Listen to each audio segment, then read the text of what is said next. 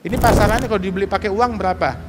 Oh, kalau dibeli pakai uang yang ini harganya memang ini 1 dirham, yang ini 2 dirham. Ya sudah, ini jualnya pakai uang, beli itu pakai uang, selesai. Jadi selamat dari perbuatan riba. Subhanallah, penuh kasih sayang. Nggak ada istilahnya jijik ataupun gengsi. Ngapain makan sama orang miskin, sama pengemis, 1 gelas, 1 mangkok lah.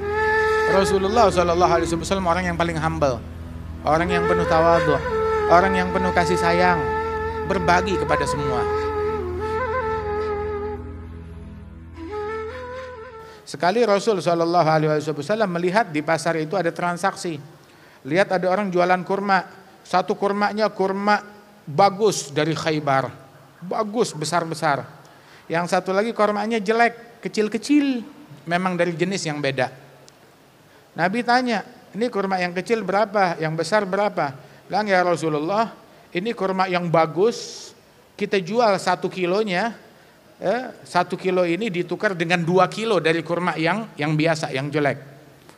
Nabi bilang, enggak, ini keliru. Itu bisa menjebloskan seseorang dalam praktek riba. Jual jenis makanan dengan jenis yang sama, kurma dengan kurma, walaupun jenis kurmanya itu beda kualitas. Wah, ini kurmanya besar-besar, ini kecil-kecil, jelek-jelek. Tapi itu kalau mau beli kurma dengan kurma ya sekilo, 2 kilo nggak bisa. 2 kilo ditukar sama sekilo, itu riba. Terus bagaimana? Gini, ini pasarannya kalau dibeli pakai uang berapa? Oh, kalau dibeli pakai uang yang ini harganya memang ini 1 dirham, yang ini 2 dirham. Ya sudah, ini jualnya pakai uang, beli itu pakai uang, selesai. Jadi selamat dari perbuatan riba. Sebab perbuatan riba tersebut itu yang bikin ekonomi jadi bangkrut.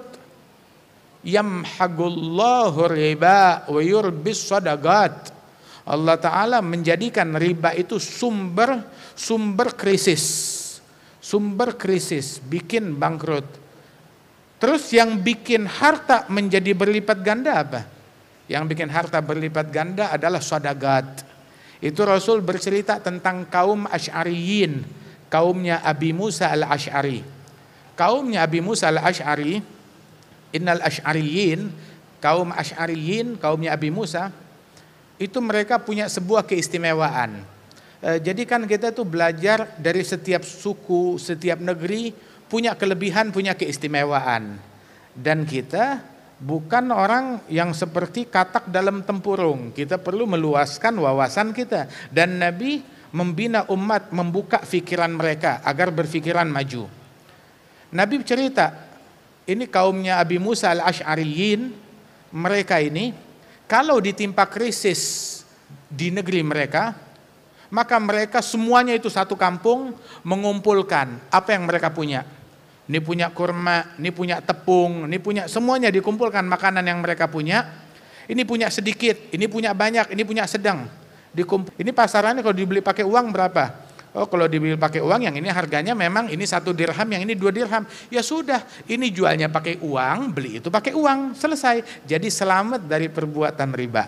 Bagi rata antara mereka semuanya. Dibagi-bagi rata, dan itu jadi berkah.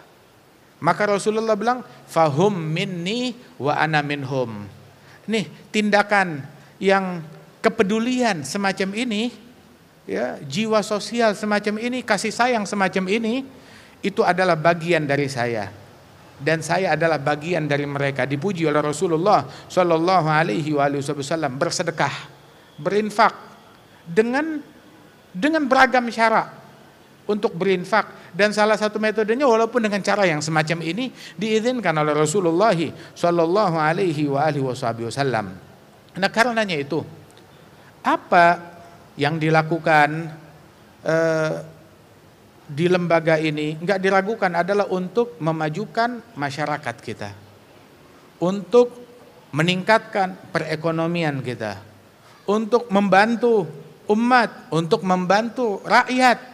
Diniatkan dengan niat yang baik, hingga kita pun juga dapat pahala yang besar dari Allah Subhanahu wa Ta'ala, menjadi pribadi manusia yang paling baik, dengan menjadi manusia yang paling manfaat bagi manusia lain, yang paling peduli kepada manusia lain, jangan kita memberikan madarat, memberikan gangguan kepada orang lain.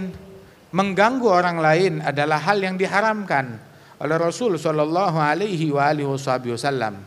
Dan juga Rasulullah sallallahu alaihi wasallam, beliau di dalam apa yang beliau lakukan memberikan kemudahan, gemar membantu orang, menolong orang, sehingga disebutkan di dalam syama'ilnya Rasul sallallahu alaihi wasallam, idza da'ahul miskin aja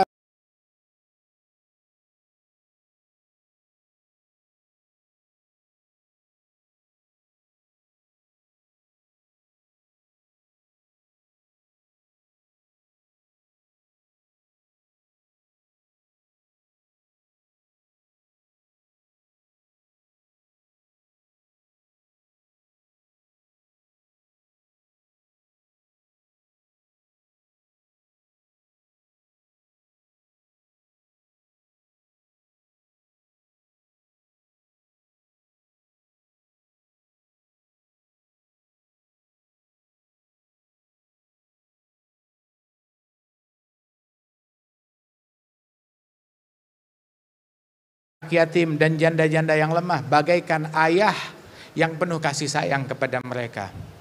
Sehingga pernah tuh satu kali tuh Abu Hurairah yang lagi kelaparan, kehausan, diajak oleh Rasulullah, "Ayo sini Abu Hurairah, datang ke rumah saya."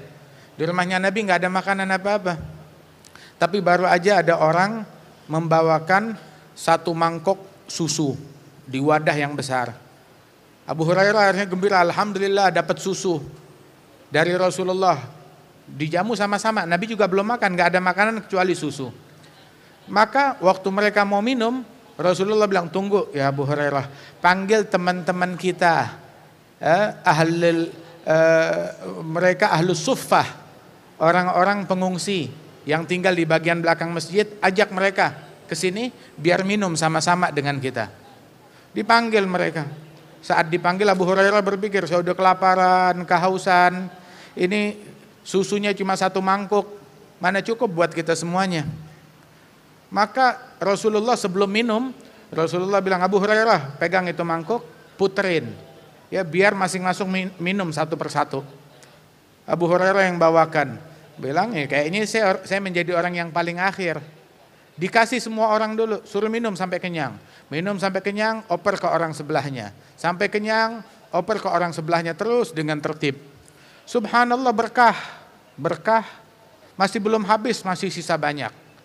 Hingga semuanya udah pada pulang, masih ada sisa di situ. Rasulullah bilang, ya Abahir, bagitu ana wa anta. Yang belum minum tinggal kamu dan saya. Sekarang kamu minum. Abu Hurairah bilang, ya Rasulullah, kamu yang lebih dulu lah, kamu Nabi. Rasul bilang, orang pemimpin dari satu kaum adalah pelayan bagi mereka. Pemimpin bukan jadi bos, pemimpin menjadi pelayan. Nabi bilang, Sayyidul Qaum khadimuhum. Pemimpin dari satu kaum adalah pelayan mereka. Kamu minum, wahai Abu Hurairah. Ini semua orang dikasih minum, termasuk Abu Hurairah. Kamu dulu minum. Ya minum Abu Hurairah, malu-malu minum sedikit. Udah minum sedikit, sudah ya Rasulullah. Rasul bilang nggak bisa, minum yang benar, minum lagi.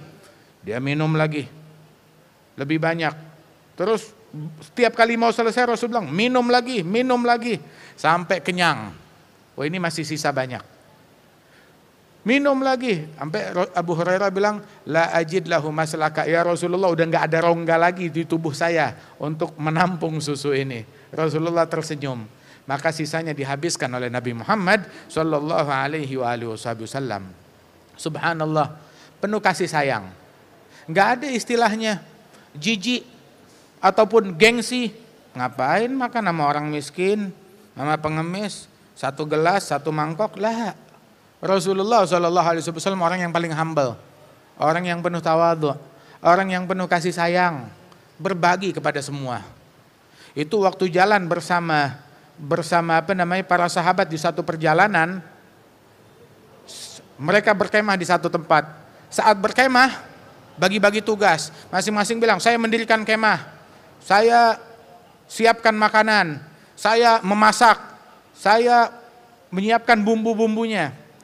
Terus Nabi bilang, saya juga, apalagi ya Rasul, semua tugas ada di handle. Saya ngumpulkan kayu bakar. Nabi bilang, saya yang bertugas ngumpulkan kayu bakar. Maka Rasulullah, beliau ngumpulkan kayu bakar. Sahabat bilang, kami aja. Bilang, enggak. Masing-masing punya tugas, saya juga mau punya tugas. Saya mengumpulkan kayu bakar. Nabi ngumpulin kayu bakar. Mencari kayu bakar, mengumpulkannya, dibawa ke hadapan sahabat-sahabat beliau. Ikut kerja. Sallallahu alaihi wa alihi wasallam. Waktu perang Khandaq, sahabat semuanya pada menggali parit untuk strategi perlindungan kota Madinah. Nabi Muhammad turut menggali.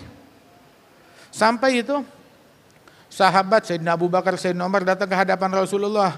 Rasulullah, ya mereka buka ikat pinggangnya, keluar satu batu. Batu buat apa? Ngeganjel perut saya yang perih.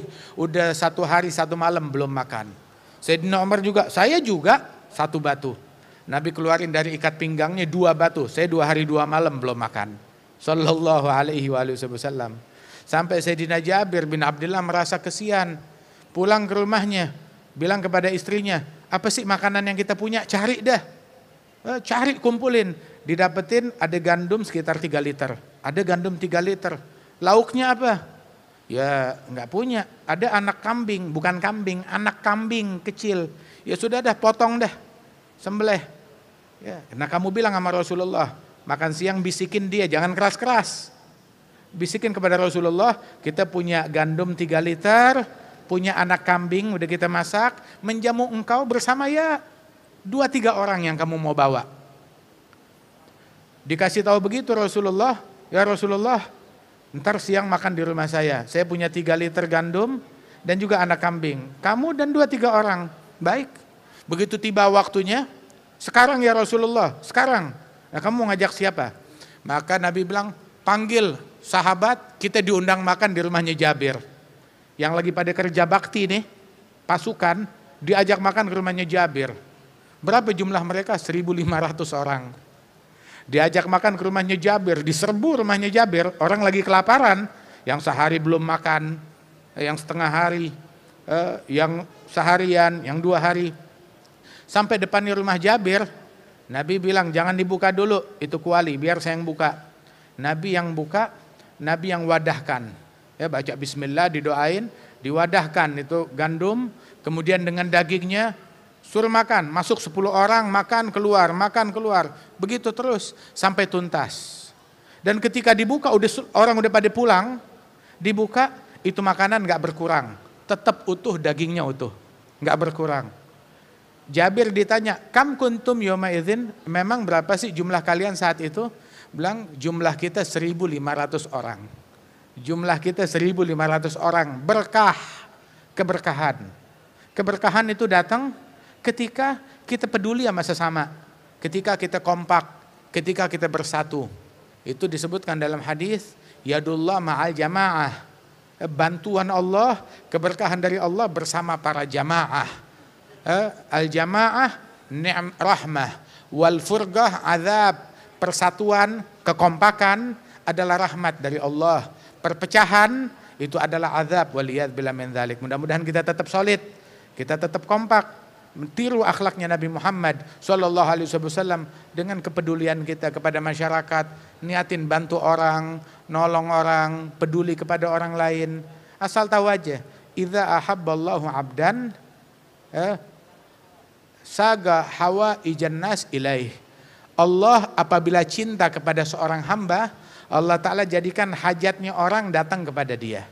Jangan ketika orang berhajat datang kepada kita, kita anggap itu apes. Ya, saya diganggu lagi sama ini sama itu.